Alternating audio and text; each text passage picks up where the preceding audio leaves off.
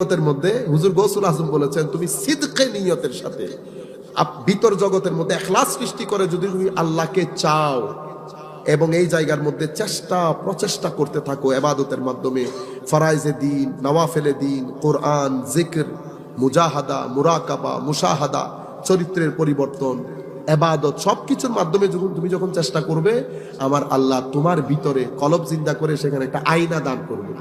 সেই আয়নার মধ্যে তুমি দুনিয়া আখিরাতের আজীব আজীব জিনিস দেখতে পাবে। বুঝতে পেরেছেন? এবং এই দিল যখন জিন্দা হয়ে যায়, সেই জিন্দা দিলওয়ালা মানুষের চেহারার মধ্যে সেটা ফুটে ওঠে। আমার নবী বলেছেন, ওই চেহারাগুলা দেখলে তোমার ভিতরে আল্লাহর ভয় এমনিতেই জেগে উঠবে, কিছু করতে হবে না, শুধু চেহারা দেখে থাকলে হবে।